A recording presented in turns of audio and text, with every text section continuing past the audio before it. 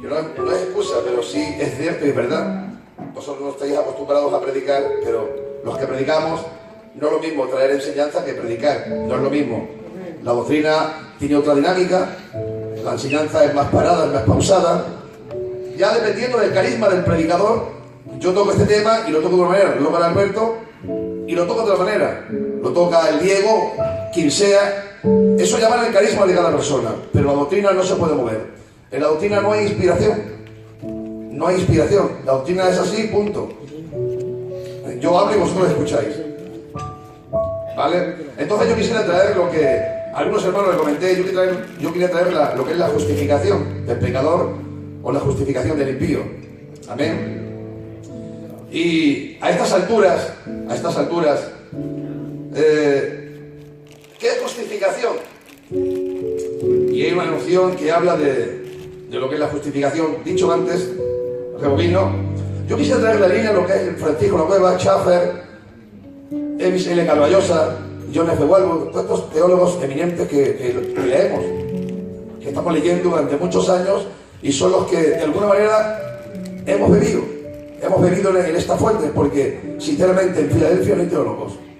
Entonces, como no tenemos teólogos todavía, pues tenemos que leer teólogos que son hombres muy ilustres, hombres que han marcado la diferencia y hombres que están ahí en la élite de lo que es el tema de la Escritura, ¿vale?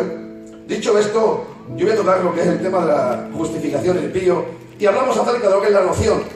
¿Qué es noción? ¿Qué significa? ¿Qué es en sí la justificación?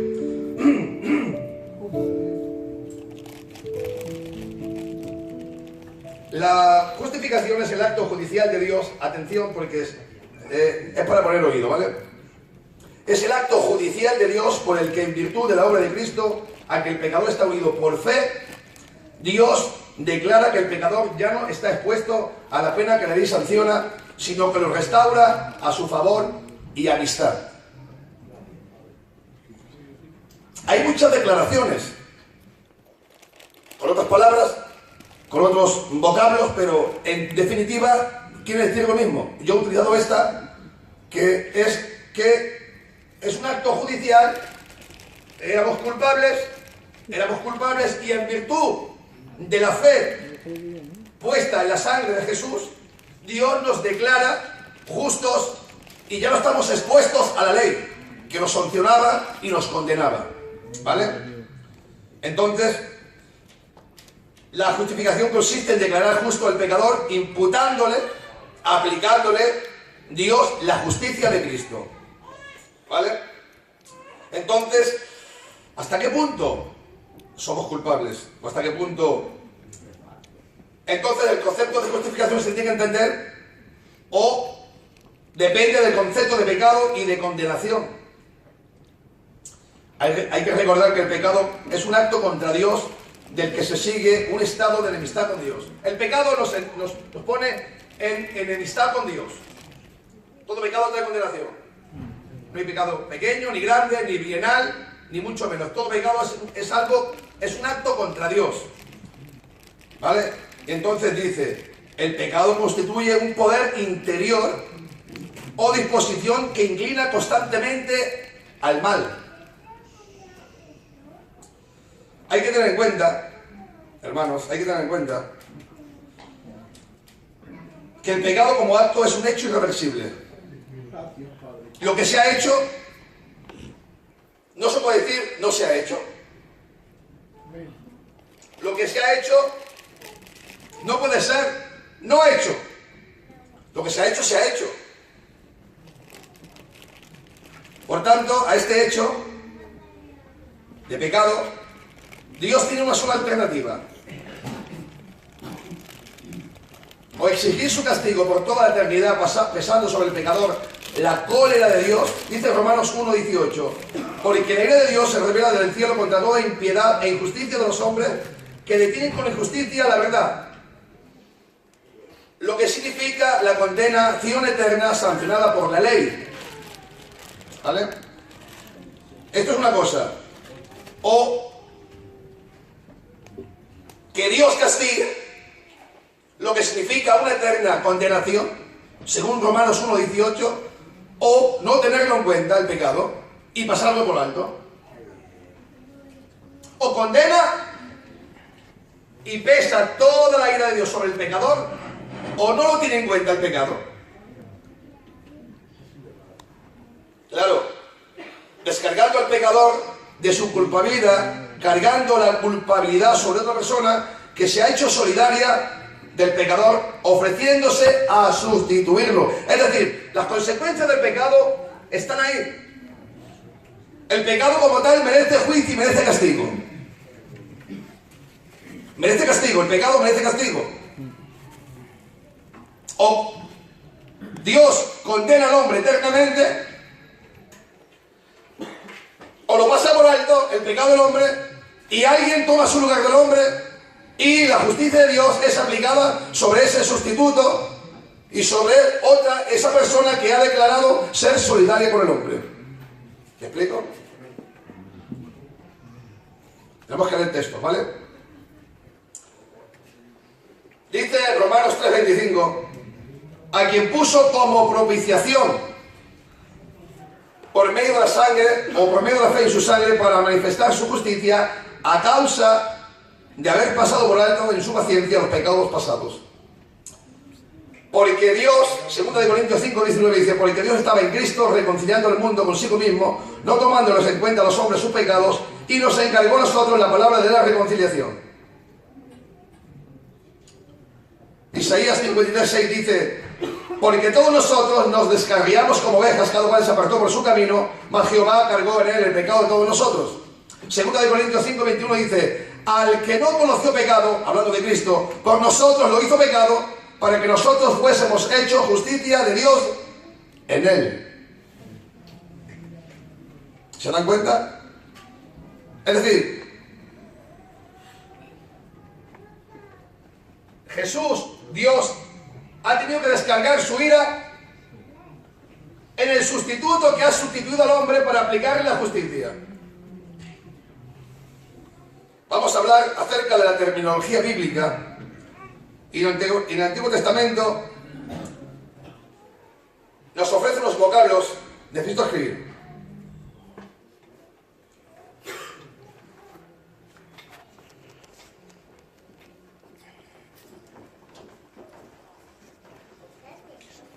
¿Lo veis?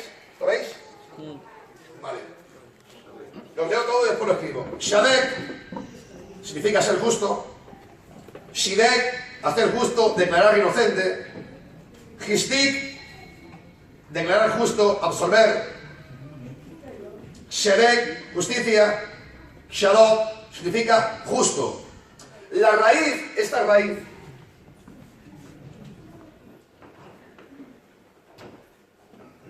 la raíz TSDQ, porque en hebreo las vocales son muy difíciles de ponerlas, pero siempre que aparece esa raíz TSDQ,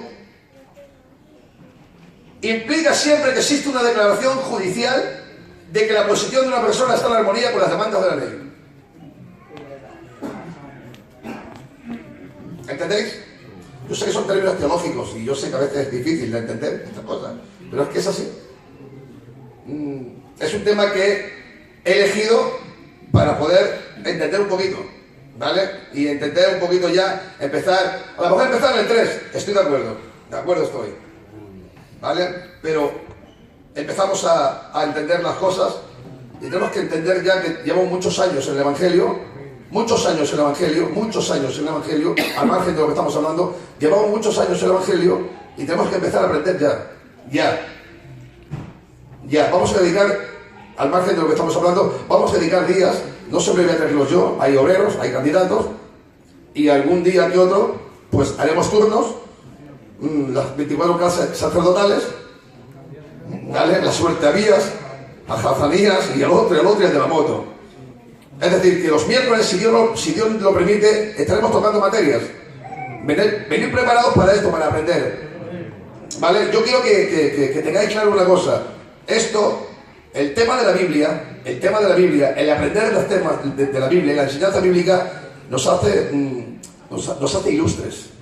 Amén. Dice Éxodo hablando acerca de lo que estamos hablando de la raíz de SDQ. Dice Éxodo 23:7, de palabra de mentira te alejarás y no matarás al inocente y justo, porque yo no justificaré al impío. Este tema que estamos tocando así por encima, hay diferentes variantes y variantes etapas. ¿Cómo puede Dios? Lo tocaremos porque es la segunda parte. ¿Cómo puede Dios declarar a alguien que es culpable, declararle inocente y al mismo tiempo él ser justo? Vuélvete loco. Vuélvete loco porque yo me vuelvo loco. ¿Cómo Dios puede ser justo declarando al que no es justo? Vuélvete loco. Lo tocaremos, en el segundo apartado lo tocaremos. Dice Deuteronomio 25:1, si hubiere pleito entre algunos y acudieran al tribunal para que los jueces lo juzguen, estos absolverán al justo y condenarán al culpable. Normal. Isaías 5:23 dice, los que justifican al impío mediante cohecho y al justo quitan su derecho. Estos son los vocablos que aparecen en el Antiguo Testamento, que es Shadet, Shiret, Shirit, Seret y Shadot. Hablando en lenguas. Claro. Pero en el Nuevo Testamento, en el Nuevo Testamento aparecen varios vocablos.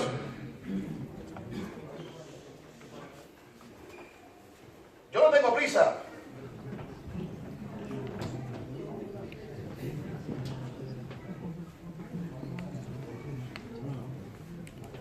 Dikaió, que significa justificar. Dikaiomar o diácosis, que significa justificación. Dice, estos términos griegos comportan el mismo sentido legal o judicial que los vocablos hebreos que hemos citado. Con ellos está relacionado el vocablo griego dikaiosine, que significa justicia. La diferencia, estos son términos teológicos que yo no sé, que soy consciente, pero estoy diciendo. La diferencia entre dikaioma y dikaiosis está en que el primero indica el proceso en marcha de declarar a alguien justo antes de hacer juicio, y el segundo indica el acto de declarar justo a alguien cuando el proceso está terminado. ¿Han visto en un juicio antes de hacer el juicio es absuelto? Pues es la palabra dikaioma. Y la palabra dikaiosis es cuando el proceso se ha hecho y se le ha declarado justo. Esa es la diferencia que hay. Amén. Dice Mateo 12:37, porque por tus palabras serás justificado y por tus palabras serás condenado.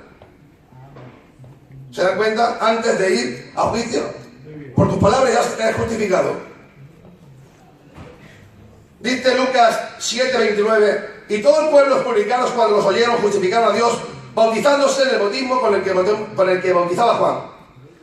Lucas 10:29 dice, pero él queriéndose justificarse a sí mismo, ¿se dan cuenta? Dijo a Jesús, ¿quién es mi prójimo? Lucas 16:15 dice, entonces les dijo, vosotros sois los que os justificáis a vosotros mismos delante de los hombres. Mas Dios conoce vuestros corazones, porque lo que los hombres tienen por sublime, delante de Dios es abominación. No sirve. No quiero aplicar. Es que tenemos que aplicar. Es que no podemos justificarnos nosotros mismos. Si no te justifica Dios, nada bien. No te justifiques tanto. Haz las cosas como tienes que hacerlas y espera que Dios te justifique. Amén.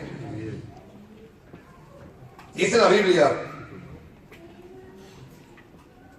Lucas 18:13 hasta el 14, mas el publicano estando lejos no quería ni aún alzar los ojos al cielo, sino que se golpeaba el pecho diciendo, Dios, sé propicio a mí.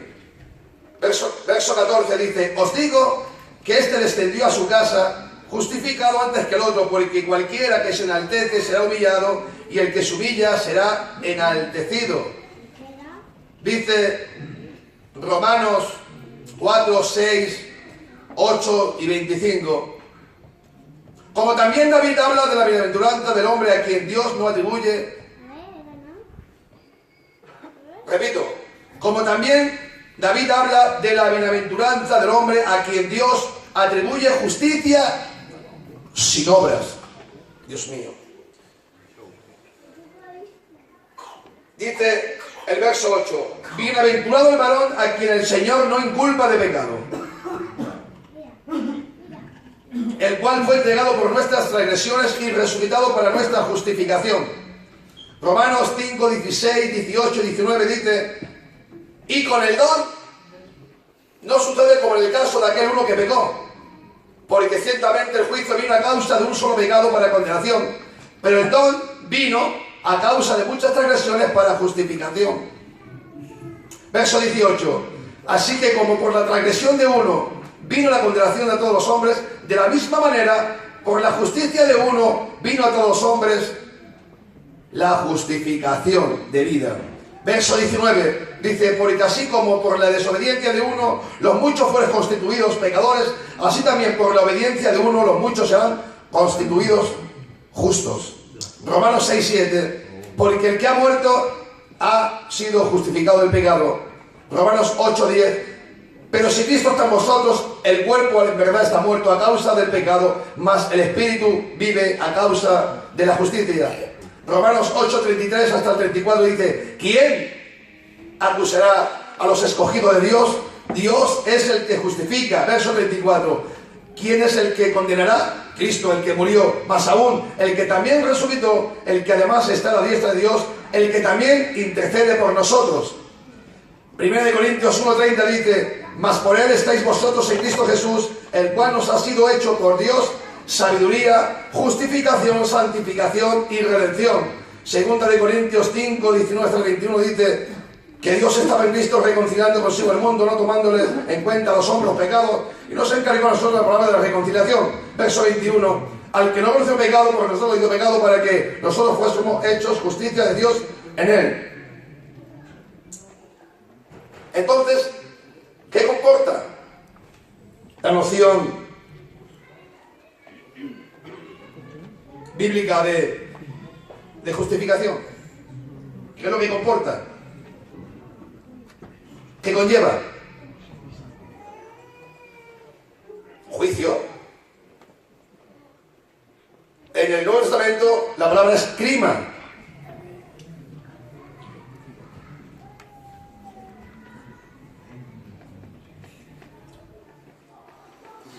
Proverbios 17, 15 dice: el que justifica al impío y el que condena al justo, ambos son igualmente abominación a Jehová. ¿Os acordáis de lo que comentaba antes?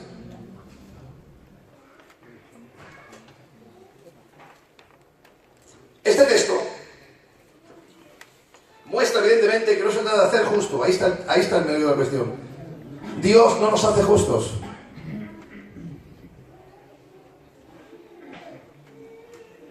No nos hace justos. No nos hace justos. Nos declara justos. Imputándonos la justicia de Cristo, nos declara justos. Aún en nosotros hay cosas malas. Aún en nosotros hay cosas que no son dignas de ser cristiano, hablando en plata. Eso entraríamos en el proceso de la santificación. Pero en el proceso de la justificación, Dios nos declara justos, aun teniendo nosotros dentro del interior cosas que aún a Dios no le agradan. Esa es la diferencia. Y entonces, vamos a ver. Por otra parte, Romanos 5, 19 nos enseña que la justificación no es una mera declaración sobre el papel. Inocente o justo. No es una declaración escrita en papel. No, es una constitución firme, una posición justa ante Dios. Aquí sí es verdad que esto ya es, a ver si lo digo, para poder entender que es una constitución firme. La palabra es, agárrate, Castatezondai. La escribo.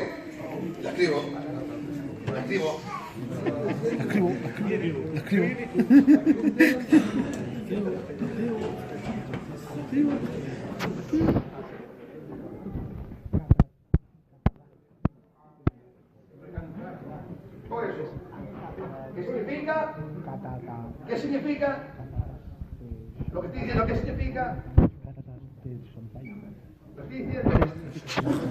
Significa serán establecidos. No no.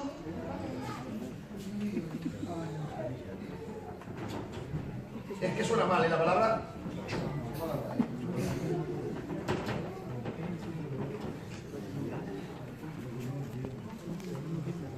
Lo digo. Oye, que sontai. Serán hechos. No serán hechos. La palabra no es serán hechos. Es que sontai. Serán establecidos. Esa es la diferencia. Dios nos declara justos. Y es una posición firme. Firme. No sobre papel, que el papel se lleva al viento y ya está. No, no. Es una declaración firme. Amén. Entonces, seguimos, ¿eh? Seguimos, ¿qué hora es? Venga, yo termino enseguida. Y luego, si queréis alguna preguntita, la hacemos, ¿eh? Elementos de la justificación. Características de la justificación. Vamos a ver. Al contemplarnos revestido de la justicia de Cristo mediante la fe, Dios pierde de vista y no tiene en cuenta nuestros pecados hasta quedar ante Él como la lana blanca. Pues Dios ha echado a su espalda nuestros pecados. ¿Alguien sabe dónde está la espalda de Dios? Dice que los pecados los echa a la espalda de Dios y los sepulta en el océano de su misericordia, océano sin fondo, y ya no se acuerda de ellos. Repito, ¿alguien sabe dónde está la espalda de Dios?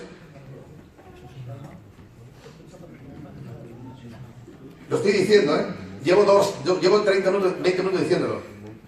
¿Alguien sabe dónde está la espalda de Dios? ¿Dónde Dios cargó el pecado? ¿Qué le dijo Moisés a Dios? ¿Os acordáis? Le dijo Moisés a Dios: Señor, quiero ver tu gloria. Y dice Dios: no me verás. Verás mis espaldas. Yo pasaré y verás mis espaldas. Es decir, es una teofanía de Jesucristo en el Antiguo Testamento. Es decir, Dios coge los pecados y la echa en la espalda de Cristo. ¿Vale? Porque tú y yo no podíamos. Pesaba mucho el pecado. Pesaba mucho el pecado. Y Dios, en este caso Dios Hijo, tomó el pecado de toda la humanidad de una forma voluntaria y acarreó el pecado. Y esas son las espaldas de Dios. Dice Isaías 1:18: venid luego, dice Jehová, y estemos a cuenta. Si vuestros pecados fueren como la grana, como la blanca nieve, serán emblanquecidos. Y si fueren rojos como el carmesí, vendrán a ser como la blanca lana. Isaías 43:25 dice: yo soy el que borra tus rebeliones por amor de mí mismo, y no me acordaré de tus pecados. Isaías 44:22 dice: yo deshice como una nube tus rebeliones y como niebla tus pecados. Dice Jeremías 31:24: y no enseñará más ninguno a su prójimo, ni ninguno a su hermano, diciendo: conoce a Jehová, porque todos me conocerán, desde el más pequeño de ellos hasta el más grande. Dice Jehová: porque perdonaré la maldad de ellos y no me acordaré más de sus pecados. Dice Romanos 3:25: a quien Dios puso como propiciación por medio de la fe en su sangre, para manifestar su justicia a causa de haber pasado por alto en su paciencia los pecados pasados. Romanos 4:5 hasta el 8. ¿Alguien lee?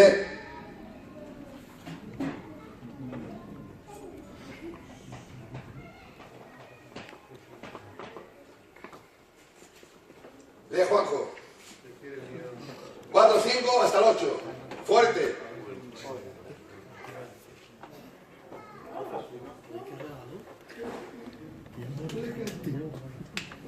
4:5 hasta el 8. Sí. Mas al que no obra, si no cree en aquel que justifica al impío, su fe le es contada por justicia. Como también David habla de la bienaventuranza del hombre a quien Dios atribuye justicia sin obra, diciendo: bienaventurados aquellos cuyas iniquidades son perdonadas y cuyos pecados son cubiertos. Bienaventurado el varón a quien el Señor no inculpa de pecado. ¿Os acordáis cómo fue justificado Abraham? ¿Cómo fue justificado Abraham? Dice la Biblia: y creyó Abraham, y creyó, y le fue contado como justicia. ¿Cuándo fue justificado Abraham? ¿Siendo circunciso o siendo incircunciso? Siendo incircunciso creyó, y al creer su fe le fue contada por justicia. Esto es muy fuerte.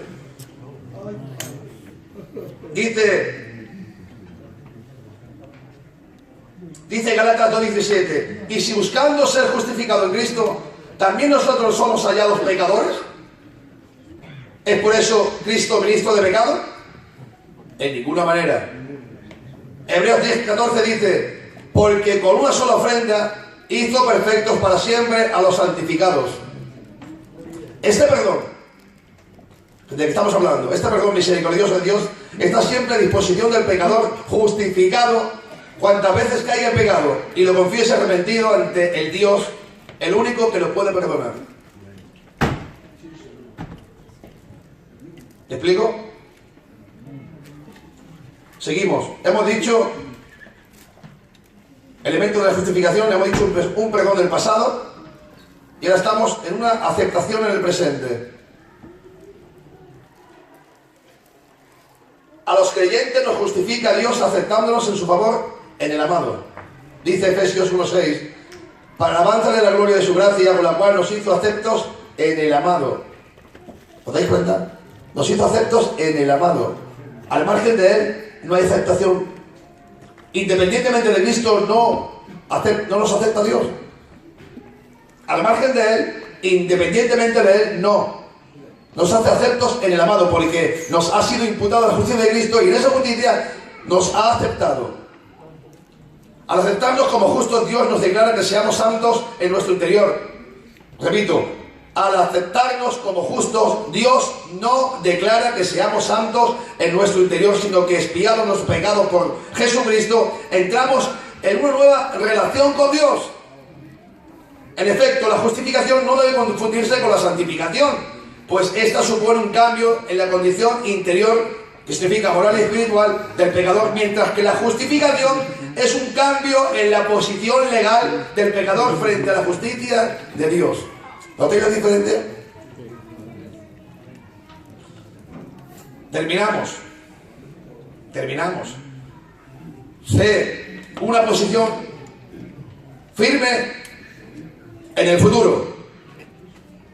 La justificación no se reduce al perdón de los pecados ni a una declaración pasajera de aceptación favorable, sino que es una posición estable, un estado que no cambiará jamás, ya que la justificación no se basa en una expiación personal del pasado ni en la firmeza de nuestra voluntad para perseverar en el futuro, sino en la imputación de la justicia de Cristo hecha de una vez por todas, como lo fue la imputación de nuestros pecados sobre Cristo en la cruz. Dice 2 Corintios 5:21, al que no conoció pecado, por nosotros lo hizo pecado, para que nosotros fuésemos hechos justicia de Dios en él. Hebreos 10:12 dice, pero Cristo, habiendo ofrecido una vez para siempre un solo sacrificio por los pecados, se ha sentado a la diestra de Dios. Y la justificación está implantada en la fidelidad de Dios a sus promesas, pues no puede arrepentirse de sus dones. Lo que hace Dios lo hace de verdad. Amén. Lo que da Dios lo da.